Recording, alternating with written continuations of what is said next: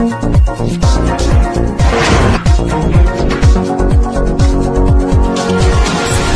में आ रहा है कि इतिहास के पन्ने लोग पलट रहे हैं, तो इतिहास को इतिहास ही रहने देना चाहिए, इतिहास पे चर्चा नहीं करनी। अखिलेश यादव के सांसद ने इतिहास को इतना कुरेद दिया कि अब खुद सपा प्रमुख को कहना पड़ रहा है कि इतिहास पर चर्चा नहीं करनी चाहिए। समाजवादी पार्टी के राज्यसभा सांसद रामजी लाल सुमन एक बार फिर सुर्खियों में हैं। ऐतिहासिक वीर योद्धा राणा सांगा को लेकर दिए गए बयान पर घमासान अभी शांत भी नहीं हुआ था कि उन्होंने मंदिर मस्जिद को लेकर बयान दे दिया। अब रामजी लाल के इस बयान पर समाजवादी पार्टी के अध्यक्ष अखिलेश यादव बैकफुट पर हैं। उन्होंने मीडिया से बात करते हुए कहा कि इतिहास के पन्ने नहीं पलटने चाहिए।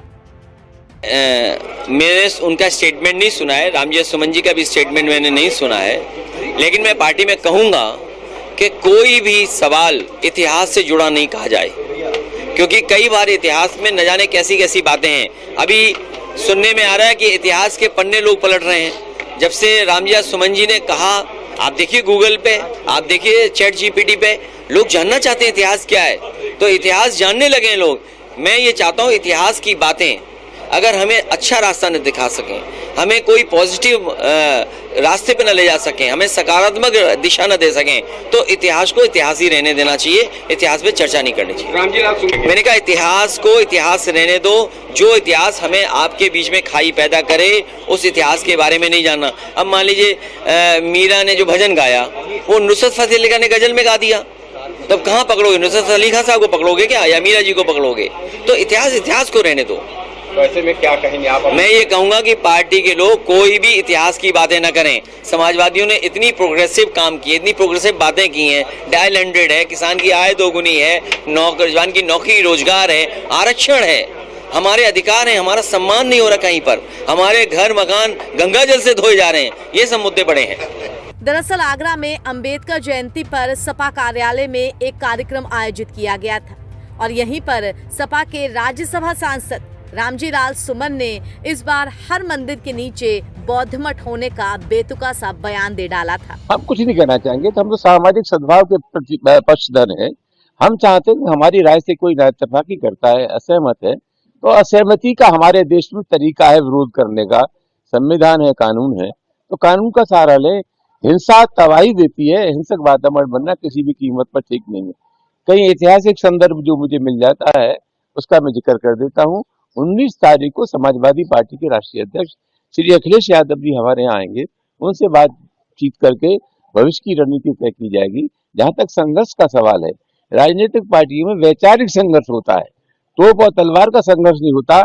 हमारे आदर्श गांधी लोहिया जयप्रकाश जी है, हमारा अहिंसा में पूरा विश्वास है, तो भविष्य की रणनीति बना करके अहिंसक तरीके से आंदोलन होगा, यही मेरा मकसद था। जिन्होंने बयान दिया उनसे बात करो यार, मुझसे क्यों पूछ रहे हो? मेरी बात मुझसे करो। वैसे सिर्फ अखिलेश के सांसद ही नहीं बल्कि विधायक भी इस समय तीखी और बेसिर पैर की बयानबाजी कर रहे हैं। सपा विधायक इंद्रजीत सरोज ने हिंदू देवी देवताओं को लेकर विवादित बयान दे दिया। उन्होंने हिंदू देवी देवताओं का अपमान करते हुए मंदिरों को लेकर टिप्पणी कर दी। मंदिरों की ताकत पर हमने जो कहा था कि जो है 712 ईस्वी में मोहम्मद बिन कासिम इस देश में आए, जो विदेशी आक्रांता थे, अरब से चलकर आए थे और यहाँ लूट के चले गए। मोहम्मद बिन महमूद गजनवी आए, अफगानिस्तान से चल के आए और सोमनाथ मंदिर में उन्होंने 17 बार आक्रमण करके लूट कर चले गए जो है। और फिर मोहम्मद गोरी इस देश में आए, वो भी लूट के, जब पहला मुस्लिम शासक जो था वो मोहम्मद गोरी था जो है। तो यहाँ के देवी देवता या भगवान क्या करते रहे जो है, श्राप दे देना चाहिए। मुसलमान भस्म हो जाते, मर जाते जो है, अंधे हो जाते, लूले लंगड़े हो जाते, अपाहिज हो जाते। इसका मतलब जो है कुछ न कुछ तो है जो है, कमी है। हमारे देवी देवता इतने ताकतवर नहीं थे जो है, उन्हें श्राप देना चाहिए जो है। हमारे भगवान दलित पिछड़े पीडीए के लोगों के तो डॉक्टर अंबेडकर हैं और हमारे पीडीए के लोगों को डॉक्टर अंबेडकर को ही मानना चाहिए। वैसे सपा नेताओं के बयान को देखते हुए लग रहा है कि जिस तरह की बयानबाजी सपा सांसद और विधायक कर रहे हैं उसे सपा प्रमुख मुश्किल से संभाल पा रहे हैं। तभी उन्होंने फिलहाल इतिहास को न पलटने की ही सलाह दे डाली।